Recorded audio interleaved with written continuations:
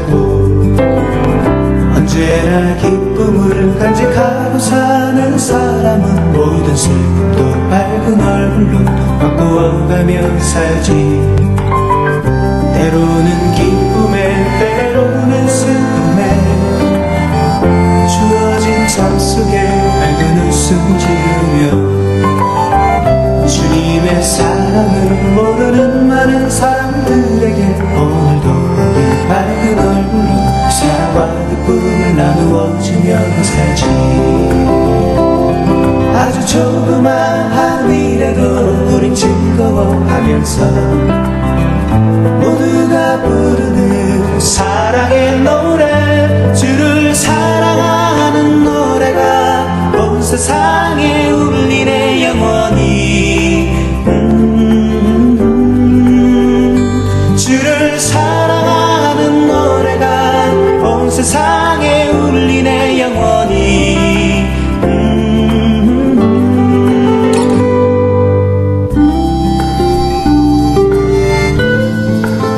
2013년 2월 19일 기도 시간입니다. 오늘은 마가복음 6장 14절에서 29절의 말씀을 통해서 요한과 헤롯, 특별히 요한의 죽음에 대한 이야기를 같이 나누겠습니다. 함께 읽는 찬양은 주를 믿는 사람. 때로는 기쁨에 때로는 슬픔에 주어진 삶 속에 밝은 웃음 지으며 주님의 사랑을 모르는 많은 사람들에게 오늘도 우린 밝은 얼굴로 사랑과 기쁨을 나누어주며 살지. 아주 조그마한 일에도 우린 즐거워하면서 모두가 부르는 사랑의 노래, 주를 사랑하는 노래가 온 세상에 울리네 영원히. 주를 사랑하는 노래가 온 세상에 울리네 영원히.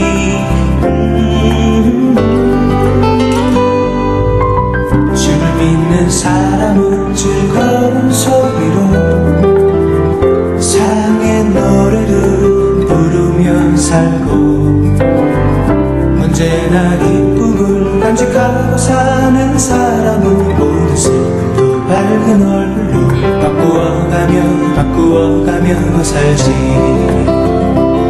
사랑과 기쁨을 나누어주며 살지. 사랑과 기쁨을 나누어주며 살지.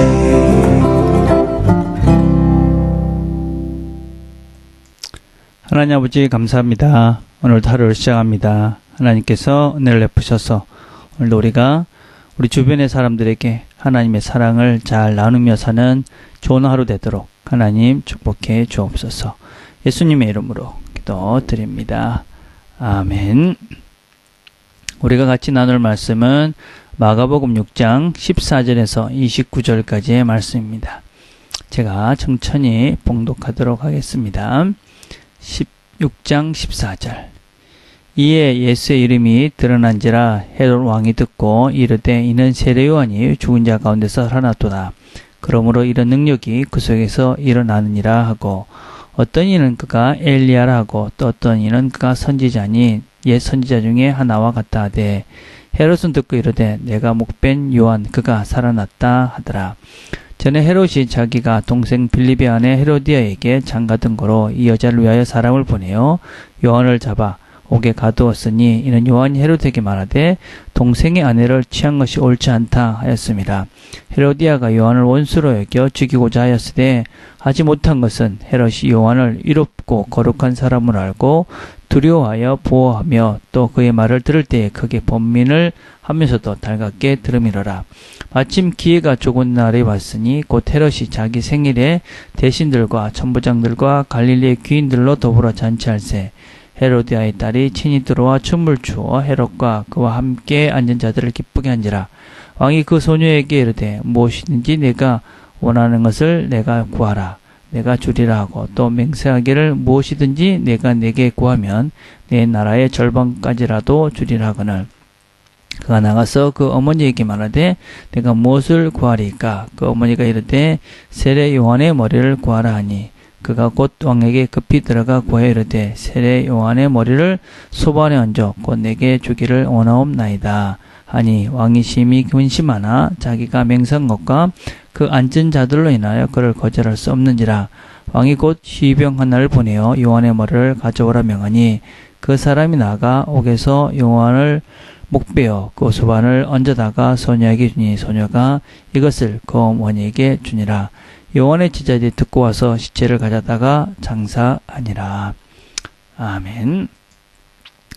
오늘은 우리가 잘 아는 세례 요한의 죽음에 대해서 우리가 같이 생각을 해보려 합니다. 이 세례 요한을 죽인 사람은 헤롯입니다. 우리가 알다시피 성경에는 여러 헤롯이 나온다 그렇게 이야기를 했습니다. 이 헤롯은 헤롯의 여러 아들, 그러니까 헤롯 대왕, 예수님의 탄생 때 통치했던 헤롯 대왕의 아들 중에 헤롯 안디바라는 사람입니다. 이 사람은 헤롯의 세 아들, 분봉왕이라고 하는 세 아들 중에 갈릴리와 베레아 지방을 통치하던 로마의 그런 일종의 로마가 세운 왕이다라고 할 수 있습니다.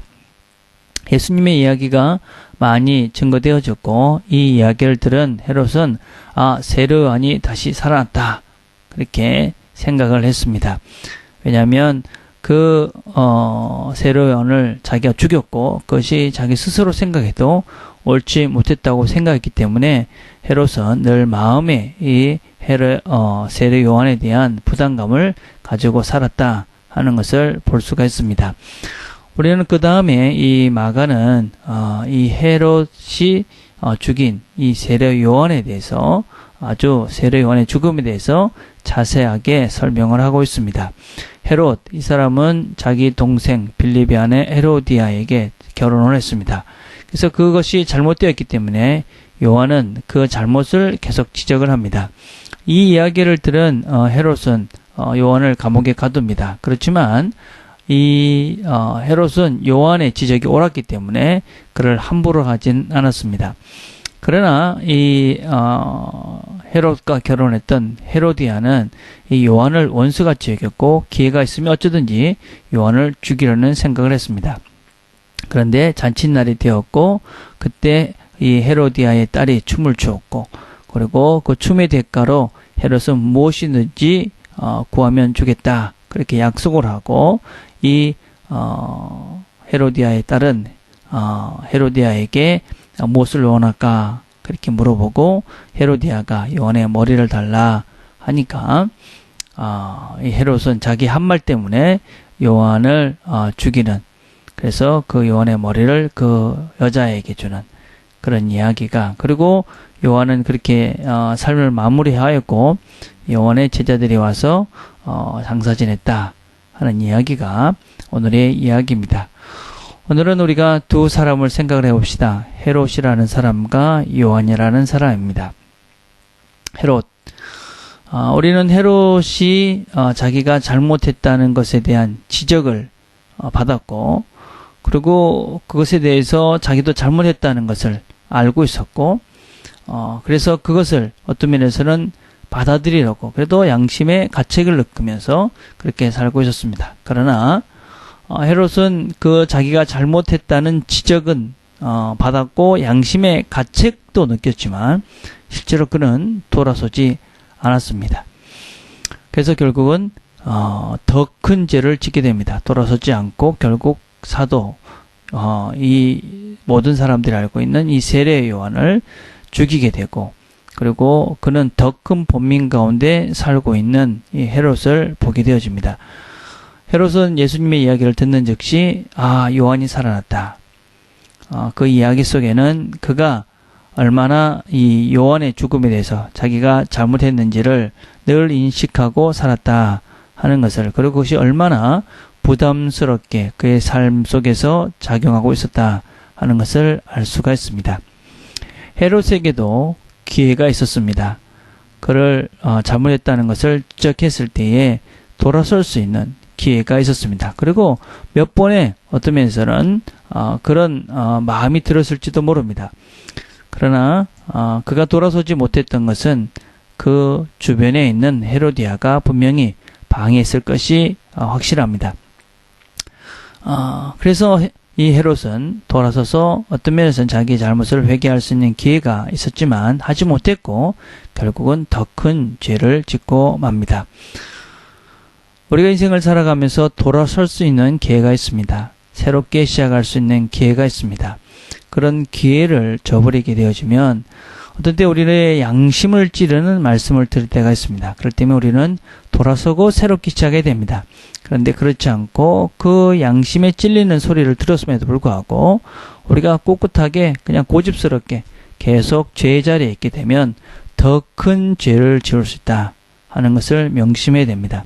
우리가 그렇게 어떤 양심을 찌르는 말씀을 들었을 때 돌아서지 못하는 여러 가지 이유 중에 주변에 누가 있느냐 하는 것입니다. 여러분 주변에서 만약에 하나님 말씀을 듣고 내가 고쳐야 되는데 고치지 못하는 가장 큰 이유, 그것은 주변에 고치게 못하게 하는 누군가가 있을 가능성이 참으로 많습니다. 여러분 하나님 말씀을 듣고 새롭게 시작해야 된다, 그런 마음을 주셨다면 사람을 정리해야 되고 그리고 빨리 돌아서야만 합니다. 그렇지 않으면 이 세례요한처럼 평생 부담을 갖고 살 그런 죄들을 지을 가능성이 많이 있다. 그래서 하나님께서 말씀하실 때 빨리 돌아서는 그런 하나님 말씀을 듣고 빨리 회개하고 자기 자리를 찾아가는 그런 우리가 되기를 바랍니다. 하나님께서 기회를 주신 것입니다. 새롭게 시작하도록.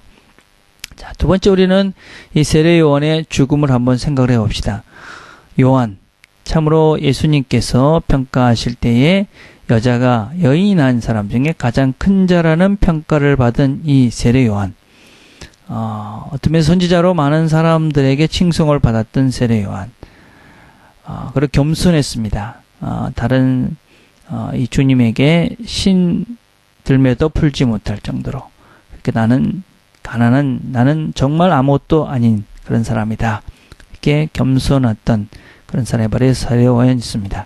그런데 그의 죽음은 정말 너무나 의미 없이 죽임을 당하는 것 같이 보입니다. 잔치 자리에 춤을 춘 한 꼬마 어린아이의 요청에 의해서 죽임을 당하는 세례 요한. 참으로 그 죽음은 참 허망하다 하는 정도로 우리는 그의 죽음이 참으로 참 이해할 수 없는 상황이다라고 생각할 수 있습니다.